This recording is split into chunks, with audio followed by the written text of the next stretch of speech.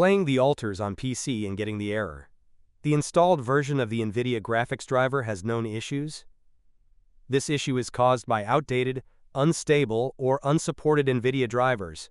In this video, I'll show you step by step how to fix this problem and get the game running smoothly again.